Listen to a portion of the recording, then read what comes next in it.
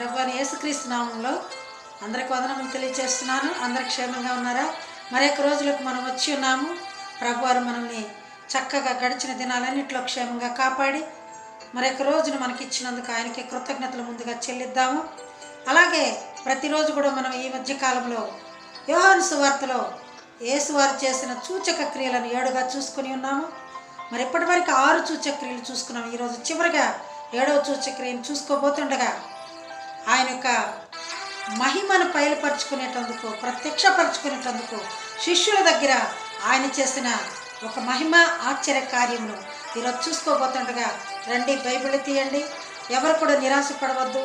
నా జీవితంలో అన్నీ కోల్పోయాను, ఎంతో ప్రయత్నించాను కానీ నేను దేన్ని కూడా రీచ్ అవ్వలేకపోయాను అని బాధపడుతున్నారా? మీరేమైనా లేదు ప్రియులారా, బాధపడిన వారికి మరలా దేవుడు చక్కగా దారి చూపిస్తానని ఒక ఆనవాలు ఇప్పుడు మనం చెప్పుకోబోయే వాక్యంలో ఉన్నాయి. రండి, బైబిల్ వాక్యం ద్వారా దేవుడు మనతో ఈరోజు ఏం మాట్లాడబోతున్నాడో మనం ప్రియులారా నేరుగా దేవుణ్ణి మనం ఎవరూ చూడలేదు, కానీ బైబిల్లో ఆయన్ని చూస్తున్నాం. బైబిల్లో చదువుతున్నప్పుడు ఆయన జీవగ్రంథంలో ఒక్కొక్క మాట చదువుతున్నప్పుడు మనం ఆయనతో పయనిస్తున్నట్లుగానే ఉంటుంది. చూడండి, మీ ఆలోచన అంతా ఇక్కడ పెట్టుకొని దేవుని సన్నిధిలో కూర్చొని బైబిల్ చదువుతున్నప్పుడు మీరు దేవునితో నడుస్తున్నట్లే ఉంటుంది. మనం దేవునితో సహవాసం కలిగినట్లే ఉంటుంది. కనుక దేవునితో సహవాసం కలిగినది బైబిల్ ఒక్కటి మాత్రమే మనకి. పిల్లలు ఎంతోమంది ఉండవచ్చు, మాకు తెలియదు ఇవన్నీ కూడా అమ్మగారని చెప్పి ఉండవచ్చు. నాతో ఎంతమంది చెప్పి ఉన్నారు. తప్పకుండా మీరు అనుసరించండి. మీరు మీ సంఘంలో మీ సంఘ సేవకులు చెప్తున్న వాక్యం ద్వారా మీరు మీ సొంత గ్రామాల్లో ఎక్కడైతే మీరు సొంత టౌన్లలో కావచ్చు, గ్రామాల్లో కావచ్చు, ఆలయమునకు వెళ్తున్నప్పుడు అక్కడ మీ సేవకులు, మీ స్థానిక సేవకులు చెప్తున్న బోధని చక్కగా వినండి, అర్థమవుతుంది. ఒకవేళ అర్థం కాకపోయినా మరలా అడగండి, పర్లేరు. దేవుని సేవకులకి ఓపిక ఎక్కువ. ఎందుకంటే దేవుని గురించి చెప్పాలంటే వారికి ఆశ ఎంతగానో ఉంటుంది. నన్ను కూడా ఎంతోమంది అడుగుతూ ఉంటారు, అమ్మగారు అదేలా ఇదేలా అని. తెలియని ఏమైనా అడుగుతున్నప్పుడు నేను చక్కగా వివరిస్తాను. ఇంకా ఏదైనా రెఫరెన్సులు కావాలంటే దేవుడు నాకు ఇచ్చిన తలంతుతో వాళ్ళకి నేను వాట్సాప్లో రెఫరెన్సులు కూడా పెట్టి పంపిస్తుంటాను. ప్రియులారా, దేవుని ఆశ్చర్య కార్యాలు చూడాలంటే, ఆయన గురించి తెలుసుకోవాలంటే బైబిల్ చదవటం ఒక్కటే మార్గం. ఒకవేళ చదువురాదు అనుకున్నారనుకోండి, సేవకులు చెప్పేటప్పుడు వినండి. ముఖ్యంగా మన ఛానల్ని సబ్స్క్రైబ్ చేసుకోండి. ప్రతిరోజు కూడా దేవుని వాక్యం వస్తూ ఉంటుంది. ఇండ్ల క్లారెన్స్ అనే ఛానల్ కొడితే యూట్యూబ్లో వస్తుంది. ప్రియులారా, మీరు ఎక్కడ కూర్చున్నా 10 నిమిషాలు మాత్రమే, ఎక్కువ సమయం నేను తీసుకోను. ఎందుకంటే మీరు కూడా పనులు ఉంటాయి, మీకు కూడా పనులు ఉంటాయి. నా సేవలోనే మిమ్మల్ని దినమంతా బాధ పెట్టలేను. కనుక మీకు ఇష్టమైన రీతిలో కొంచెంగా నాకు అర్థమైన రీతిలో మీకు చెప్తున్నాను. మీరు కూడా అర్థం చేసుకోండి. అర్థం కాని వాళ్ళు కూడా అడుగుతున్నారు, పర్లేదు, అయినా కూడా నేను మరలా వివరిస్తాను. నాకేమి ఇబ్బంది లేదు. దేవుడు నాకు ఇచ్చిన శక్తితో నేను ఆ విధంగా దేవునిలో పోరాడాలని నిశ్చయించుకున్నాను. రండి, ఈరోజు దేవుని స్తుతించుకొని మన వాక్య భాగంలోకి వెళ్ళిపోదాము. యోహాను సువార్త 21వ అధ్యాయంలో చేపలు, మరి ఆయన శిష్యులు చేపలు పడుతూ ఉంటే వారు రాత్రంతా శ్రమ పడ్డా కూడా ఒక్క చేప కూడా పడలేదని వారు బాధపడుచున్నప్పుడు, విసిగిపోయినప్పుడు, హోప్లెస్, నమ్మకం పోయినది వారికి, ఆయన దేవుడు వచ్చి ఒక్కసారి కుడివైపున వేయమని ఆయన చెప్పిన మాటలో ఎంత బలం ఉందో, ఎంత శక్తి ఉందో, ఎంత మహిమ ఉన్నదో మనం తెలుసుకోబోతుండగా ఆయన స్తుతించుకొని వాక్యభాగంలోకి వెళ్ళిపోదాం. రాత్రెంతయో శ్రమ పడినా రాలేదు ప్రభు జయము, రహదారులు వెదకినను రాదాయను ప్రతిఫలము, రక్షించు నీ సిలువ రమణీయ లోతులలో రతనాలను వెదకుటను, రాజిల్లు నా పడవ నడిపించు నా నావ, నడి సాంద్రమున దేవా నవజీవన మార్గమున నా జన్మ తరింప, నడిపించు నా నావ. నా నావ నడిపించేది నీవేనయ్యా. నా చిన్న నావలోకి నీ వచ్చి నాయన, నా చిన్న కుటుంబంలోకి నీ వచ్చి నా నాన్న ఇలా నడిపిస్తున్నావు తండ్రి. చిన్న దోణి ఎక్కి మీరు పెద్ద తుఫాన్ని రక్షించారు. పెద్ద తుఫాన్ నుండి, పెద్ద కష్టాల నుంచి మమ్మల్ని రక్షించారు.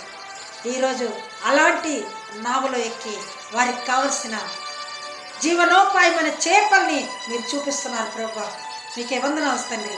మరి వచ్చేద్దాం వాక్య భాగంలోకి. యోహాను సువార్త 21వ అధ్యాయంలోకి వచ్చేస్తున్నాం. రండి చదువుదాం. అటు తర్వాత యేసు తిబెరియ సముద్ర తీరమున శిష్యులకు మరలా తన్ను ప్రత్యక్షపరచుకొనేను. ఈ యోహాను సువార్తలో 7 సార్లుగా ప్రత్యక్షపరచుకున్నారు. ఇది 7వసారి మరలా తన్ను ప్రత్యక్షపరచుకున్నటకు ఇక్కడ ఒక కార్యం జరుగుతుంది. చూడండి ప్రియులారా, సీమోను పేతురు, దిదుమనబడిన తోమాయు, గలిలయ కానా అని ఊరు అడుగు నతనీయేలు కుమారులు ఆయన శిష్యులో 2 కూడి ఉండేరి. సీమోను పేతురు నేను చేపలు పట్టబోతున్నానని వారితో అనగా, శిష్యులతో అంటున్నారు నేను చేపలు పట్టబోతున్నాను. మిగతా వారితో అంటున్నప్పుడు వారు మేము కూడా వస్తాం చేపలు పట్టుటకు అని వెళ్ళారు. ఓకే, మంచి పని. చేపలు పట్టడం అనేది వారి వృత్తి, వారి పని, అది వారి ఉద్యోగం, అది వారి ప్రొఫెషన్. వేరే పని లేదు వాళ్ళకి, చేపలు పట్టే పని. చేపలు పట్టడానికి నేను వెళ్తున్నా అని చెప్పినప్పుడు వారు కూడా, మిగతా వారు కూడా, దిదుమ తోమాయి కూడా మేము కూడా వస్తామనేది. అప్పుడు వారు వెళ్ళి దోణి ఎక్కిరి, కానీ దోణి ఎక్కారు. వారంతా కలిసి వెళ్ళారు, దోణి ఎక్కారు. ప్రియులారా, దోణి ఎక్కాలంటే ప్రభుని ప్రార్థించుకోవాలి కదా. మనం ఏదైనా ఒక పని పూనుకున్నప్పుడు, మన పనికి ఏదైనా వెళ్తున్నప్పుడు, ఎక్కడికైనా వెళ్తున్నప్పుడు, ఒక పని చేయాలనుకుంటున్నప్పుడు, ఉద్యోగానికి కావచ్చు, పని కావచ్చు, ఏదైనా కానీ వెళ్తున్నప్పుడు ఒక్క మాట ప్రభుకి ప్రార్థన చేసుకుని వెళ్ళాలి. ఒకవేళ శిష్యులు చేసుకోలేదేమో, దోణి ఎక్కారంట, దోణి ఎక్కేశారు. ప్రియమైన దేవుని బిడ్డలారా, మీరు కూడా ఆలోచించండి. ఎక్కడికైనా మీ పనుల మీద వెళ్తున్నప్పుడు ఒక్కసారి ప్రభుని స్తుతించుకొని ఆయన్ని అడిగి ఆయన కృపలను పొంది వెళ్ళండి. దారి మధ్యలో మొత్తం కూడా మీరు వెళ్ళిన పనులన్నింటిలో కూడా దేవుడు సహాయంగా ఉంటాడు. మీరు దోణి ఎక్కిరి, కానీ చూద్దామా ప్రియులారా, ఆ రాత్రి ఏమీ పట్టలేదు. రాత్రి అయిపోయింది, చీకట పడ్డది. సముద్రం అంటే మనకు తెలిసినదే, గలిలయ సముద్రం అనగా మనకు తెలిసినదే. తిబెరియ సముద్ర తీరమున వెళ్ళి ఉన్నారు వీరు. ఆ తీరమునకు వెళ్ళి ఉన్నారు. తిబెరియ సముద్రం తీరమున కంటే ఆ ఒడ్డుకు వెళ్ళి ఉన్నారు, అటువైపుకు వెళ్ళి ఉన్నారు. కానీ వారు రాత్రంతా శ్రమ పడుతున్నారంట. సముద్రంలో ఆ నావ అల్లకల్లోలం కావచ్చు, లేకపోతే మంచిగా గాలి కొడుతూ ఉండొచ్చు. అంటే రాత్రిపూట చీకటి. ఆ చేపల కొరకు కష్టపడుతూ ఉన్నారు. వాళ్ళు చాలా కష్టపడ్డారు, శ్రమ పడ్డారు. ఆ చీకట్లో ఏది జరిగినా ఎవరు సహాయం ఉండరు అక్కడ. వారు బ్రతికేదానికి ఎంతో కష్టపడి వెళ్తుంటారు. కొంతమందిని నేను గమనిస్తున్నప్పుడు కొన్ని చోట్ల ఆ కొండలు పగలాలంటే, రాళ్ళు రావాలంటే బాంబులు పెడుతూ ఉంటారు. బాంబులు పెట్టి ఇంత టైం వరకు అవి పేరుతాయని త్వరగా పెట్టేసి వచ్చేస్తూ ఉంటారు అక్కడ కార్మికులు. కానీ ఒక్కొక్కసారి వచ్చేటప్పుడు మధ్యలోనే అవి పేలిపోతాయి. చాలామంది చనిపోతారు కూడా. రిస్క్తో కూడిన వర్క్ కదా అది. అలాగే రాత్రిపూట అంటే ఆ సముద్ర తీరమున రిస్క్ కావచ్చు. ఒకవేళ తుఫాను రావచ్చు, సముద్రం నావ మునిగిపోవచ్చు. ఎవరు సహాయం లేరు అక్కడ. ఆ చేపల కొరకు, ఆ వృత్తి కొరకు వాళ్ళు వెళ్ళి ఆ రాత్రి అంతా శ్రమ పడుతున్నారు. కానీ ఒక్క చేప కూడా పడలేదని ఇక్కడ బైబిల్లో కనపడుతుంది. సూర్యుడు ఉదయమగు చుండగా యేసు దరి నిలిచిన, అయితే ఆయన యేసు అని శిష్యులు గుర్తుపట్టలేదు. తెల్లవారి వరకు ఆ పడవ వేస్తున్నారు, వాళ్ళు ఆ వలలు వేస్తున్నారు, కానీ ఎక్కడ ఒక్క చేప కూడా పడలేదు. దేవుని మాట లేనిదే చేప కూడా ఎందుకు వస్తుందండి? ఇప్పుడు యోనా గారిని మింగమని చేపకి చెప్పినప్పుడు చేప విన్నదే దేవుని మాట. ఇక్కడ కూడా చేపలు కూడా దేవుని మాట లేనిది ఎందుకు వస్తాయి వలలోకి? ఆయనలే ఆజ్ఞ లేనిదే ఏది జరగదు. ఎందుకంటే ఆయన ఉంటే చాలు మనకి. ఆయన మన జీవితంలో ఉంటే అన్నీ దొరుకుతాయి మనకి. నీవుంటే నాకు చాలు యేసయ్యా, నీ వెంటే నేను ఉంటానేసయ్యా, నీ మాట చాలయ్యా, నీ చూపు చాలయ్యా, నీ తోడు చాలయ్యా, నీ నీడ చాలయ్యా. ఆయన తోడు, ఆయన నీడ లేకుండా మనం ఎంత ప్రయత్నించినా కూడా వ్యర్థమే అవుతుంది అది. ఆయన ఆజ్ఞ లేనిదే చేపలు కూడా ఎందుకు వచ్చి పడతాయండి? చూడండి ప్రియులారా, వారు రాత్రంతా శ్రమ పడ్డారు. పడ్డారు కానీ చేపలు పడలేదు, ఒక్కటి కూడా పడలేదంట. ఓన్లీ 1 ఫిష్ కూడా పడలేదని కనపడుతుంది అక్కడ, ఓన్లీ 1 ఫిష్ కూడా. కానీ తెల్లవారుతుంది, సూర్యుడు ఉదయిస్తున్నాడు, ఆ వెలుగు వస్తున్నప్పుడు అక్కడ యేసు ప్రభు వారు నిలిచి ఉన్నారు, ఎదురుగా నిలబడి ఉన్నారు. కానీ వారు యేసుని గుర్తించలేదంట, వారు యేసుని గుర్తించలేదు. అయితే యేసు, పిల్లలారా భోజనమునకు మీ వద్ద ఏమైనా ఉన్నదని వారిని అడుగగా లేదని వారు ఆయనతో చెప్పిరి. పిల్లలారా అని పిలుస్తున్నాడు. చూడండి, శిష్యులని తన బిడ్డలుగా, కొన్ని విషయాల్లో స్నేహితులుగా చూశారు, కొన్ని విషయంలో తన తోటిగా ఉండేవారిగా అంతగా గౌరవించారు. పిల్లలారా అంటే వారికి ఇంకా తెలియలేదు, చేపలు పట్టే విధానం వారికి తెలియలేదు. చిన్న పిల్లలతో పోలుస్తున్నారు, పిల్లలారా అని పిలుస్తున్నాడు. పిల్లలకే కదా తెలిసి తెలియని పనులు చేస్తూ ఉంటే వారికి ఏది జరగదు. అందుకని పిల్లలారా, చూడండి పిల్లలారా ఎంత బాగా ఉందో ఇక్కడ వాక్యము. పిల్లలారా భోజనమునకు మీకు ఏమైనా ఉన్నదని లేదని వారు ఆయనతో చెప్పగా అప్పుడు ఆయన దోణి కుడి ప్రక్కన వల వేయుడి, మీకు దొరుకునని చెప్పిన కనుక వారు అలాగు వేయగా చేపలు విస్తారముగా పడినందున వల లేకపోయింది. పిల్లలతో పోల్చారు దేవుడు, శిష్యులని పిల్లలతో పోల్చారు. వాళ్ళు ఏం చేయలేకపోయారు, రాత్రంతా ప్రయత్నించారు, రాత్రంతా కష్టపడ్డారు, నిద్ర లేదు, అయినా కూడా వారికి భోజనమునకు ఒక్క చేప కూడా దొరకలేదు. ప్రభు వారు పరీక్షిస్తున్నారు, పిల్లలారా మీ దగ్గర ఏమి తినటానికి లేదా, భోజనమునకు దొరకలేదా? లేదయ్యా, రాత్రి అంతా ఒక చేప కూడా పడలేదు. అయితే కుడివైపుకు రండి. చూసారా పిల్లలారా, కుడివైపున ఒక ఒక ప్రత్యేకత ఉంటుంది. కుడివైపునకు రండి, అక్కడ వల వేయండి అని చెప్పారు. వారు ఆయన మాట వేశారు. ఆయన మాట విని ఒకవేళ ముందు వద్దనుకున్నారు, అయినా కూడా ఆయన మాట కాదనలేక ఆ వల వేయగానే వలలు పిగిలిపోయినంత చేపలు పడిపోయాయి.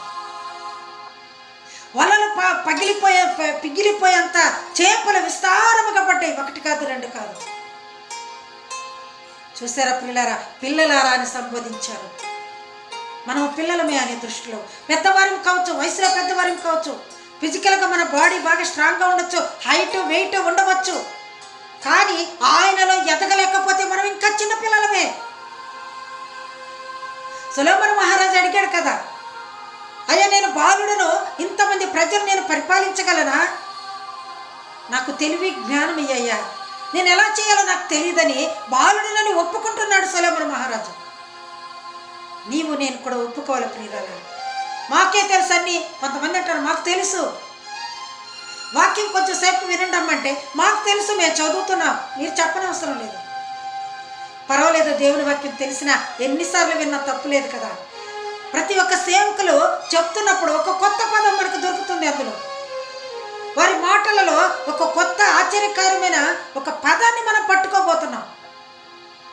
కొన్ని కొత్త విషయాలు తెలుస్తాయి. బైబిల్ మన జీవితం అంతా చదివినా కూడా మనకు అర్థం కాదు ప్రియులారా. ఆయన అర్థం చేసుకున్న రోజుని నీకు బైబిల్ అర్థమవుతుంది. పిల్లలారా అని పిలిచాడు ప్రభు మనల్ని. నిజమే, మనం పిల్లలమే. ఆయన దృష్టిలో ఎప్పుడు మనం చిన్న పిల్లలమే. ఆయనలో ఎదగాలంటే ముందుగా మనము ఆయన్ని అంగీకరించాలా. ఆయన చేస్తున్న ఆశ్చర్యకరం శిష్యులు ఇంకా నమ్మలేకపోతున్నారు. మీరు ఇక నుంచి చేపలు పట్టన అవసరం లేదు, మనుషులు పట్టే జాలర్లుగా మిమ్మల్ని చేస్తాను నేను. ఒక రోజున నేను కూడా చర్చికి వెళ్ళాను, కూర్చున్నాను, పాటలు పాడేదాన్ని, చక్కగా నా స్వరం ఉండేది, ఎక్కడికి వెళ్ళినా పాటలు పాడేదాన్ని, దేవుని స్తుతించేదాన్ని, వాక్యం చదివేదాన్ని, వాక్యం మరి పాస్టర్ గారు చెప్తున్నప్పుడు ఆ వాక్యాన్ని నేను రాసుకునేదాన్ని. నాకు అంతగా ఇష్టం ఉండేది. నా భర్త గారు కూడా మరి ఎప్పుడైనా వాక్యం చెప్పేదానికి ఏదైనా మరి శిలువ ధ్యాన ఆరాధనలలో ఒకరోజు చెప్పమని కూడా అడిగినప్పుడు నేను అప్పుడుగా రాలేకపోయేదాన్ని. అయ్యో నాకు భయం అని చెప్పేదాన్ని. దేవుని మాటలు చెప్పాలంటే ఎంత శక్తి ఉండాలి, ఎంత ధైర్యం ఉండాలా, నేను చెప్పలేనండి అని చెప్పేదాన్ని నా భర్త గారితో కూడా. కానీ ప్రియులారా, ఈరోజు నేను ఆయన వాక్యం చెప్పేదానికి ముందుకు వచ్చేస్తాను. ఎక్కడికైనా వెళ్తున్నాను, 1000 మంది ఉన్నా కూడా నేను చెప్పేదానికి సిద్ధపడి ఉన్నాను. బహిరంగ సభల్లో బోధిస్తాను. ఎంతమంది ఆలయంలో నన్ను ఆహ్వానించినా ఏ సంఘమైన మట్టుకి నేను వెళ్ళి దేవుని గురించి చెప్తాను. ఎందుకంటే ఎన్ని సంఘాలు ఎన్ని పేర్లు పెట్టుకున్నా, ఎన్ని మతాలు విధాలుగా మార్చుకున్నా కూడా చెప్పేది మాత్రం ఆయన గారి వాక్యమే కదా. అందుకని నాకెక్కడ భయం లేదు. నేను ఆయన దృష్టిలో వెళ్ళిపోయాను. ఆయన ఎన్నుకుంటాడు మనల్ని. ఆయన ఎన్నుకున్న పిల్లల్ని మరి ధైర్యంతో అడగాలి, ప్రభువా నేను నీ గురించిన వాక్యము, నీ గురించి బోధ చేయాలనుకుంటున్నాను, బోధకుడా నాకు బోధ నేర్పించమని అడుగుదాం. అందుకని దేవుడు చెప్తున్నాడు, ఆ రోజు నేను ఒంటరిదాన్ని కావచ్చు, ఈరోజు ఎంతోమంది నా వాక్యం వింటున్నారు, ఎంతోమంది నేను చేస్తున్న సేవను నన్ను గణపరుస్తున్నారు, చూస్తున్నారు, నన్ను ఆహ్వానిస్తున్నారు. అందుకని ప్రభు చెప్తున్నాడు, మీరు ఇక చేపలు పట్టన అవసరం లేదు, మనుషులను పట్టే జాలరుగా చేస్తాను. ఏ మనుషులు? ఎవరు? ప్రభువులోకి నడిపించవలసిన మనుషులను మీకు ఆ ఉద్యోగం ఇప్పిస్తున్నా. మీకు నేను ఇక నుంచి మనుషులను మెప్పించండి, మనుషులను పట్టుకోండి, మనుషులు ఎలా జీవించాలో వాళ్ళకి తెలియపరచండి. మీకు ఆ ఉద్యోగం ఇస్తున్నాను. ఈ రోజు నుంచి చేపల ఉద్యోగం మీకు లేదు. చూడండి ప్రియులారా, దేవుని మాట విన్నందుకు ఎంత ఘనత వచ్చింది జాలర్లకి.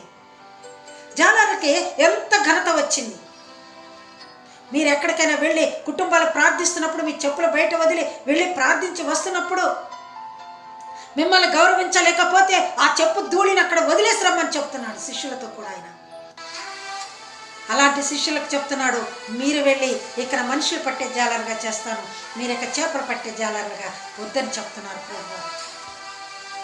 చూడండి ప్రియులారా, ఎంత ఘనత ఉన్నదంటే ఆయన మాటలో ఎంతగా మనల్ని ప్రేమిస్తున్నాడంటే ఆలోచించండి. మన కోసం ఆయన ప్రాణాలు ఇచ్చిన తండ్రి, ఆయనకు మనం ఎంతైనా కృతజ్ఞతలు అయి ఉన్నాము. ఈరోజు నీకేమీ లేదని బాధపడుచున్నాము, ప్రయత్నించాము, ఉద్యోగం రావట్లేదు, ప్రయత్నించాము, పిల్లలు పుట్టలేదు, లేకపోతే ఇల్లు లేదు, ఇలా కోరికల వరకే కాకుండా ప్రయత్నించి చూడండి, దేవునితో ప్రయత్నించి చూడండి, దేవుని ప్రార్థించి చూడండి. అనారోగ్యాలు ఉన్న వారి అందరి కొరకు కూడా మేము ప్రార్థిస్తున్నాం. దిగులు పడద్దు, మీరు కూడా ప్రార్థించండి, విశ్వాసం ఉంచండి. నాకెందుకు ఇలా అయిపోతుంది? ఒక సహోదరి ఉదయాన్నే ఫోన్ చేశారు, అమ్మ నాకు బాగలేదు, నేను బాగా డీలా పడిపోతున్నాను, ఒకవేళ బ్రతకనేమో. అమ్మ అలా అనొద్దు, మీరు ప్రభువులో ఉండండి, అడగండి, మీకు విశ్వాసం ఉంటే ఖచ్చితంగా మీ రోగం నయమైపోతుందని చెప్పి ఉన్నాను. మరి ఖచ్చితంగా ప్రార్థించుకుంటున్నారు, మరి బాగుందని కూడా వాళ్ళు ఫోన్ చేశారు. అలాగే ప్రియులారా, విశ్వాసం ఉంచండి. ఏ విషయానికైనా ప్రభువుని నమ్మండి. ముందు ఆయన మాట నమ్మి కుడి ప్రక్కన వేయమనగానే వేశారు శిష్యులు. మరి విస్తారమైన చేపల పట్టుకు ఆయన యొక్క మహిమ ఆశ్చర్య కార్యమును అక్కడ బయలుపరిచేటందుకు అక్కడ ఈ వాక్యాన్ని మనం చూసుకోగలుగుతున్నాం. దేవుడు శిష్యులకు కనపరిచి ఉన్నాడు. ఆ రోజు నుంచి మీరు చేపలు పట్టే జాలరుగా కాకుండా మిమ్మల్ని మనుషులు పట్టే జాలరుగా చేస్తానన్నాడు. మిమ్మల్ని కూడా పట్టుకుంటాడు దేవుడు. మీరు కూడా దేవుని వాక్యం ఇతరులకు చెప్పేవారి విధంగా ఉండవాలనే ఆయన ఇష్టం. ఆయన గురించి నలుగురికి చెప్పవాలనేది ఆయన ఆశ.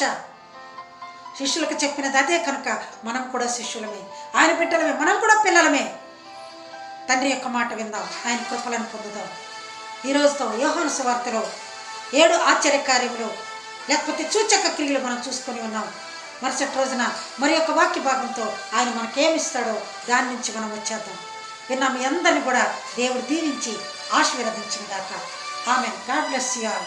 Thank you one and all.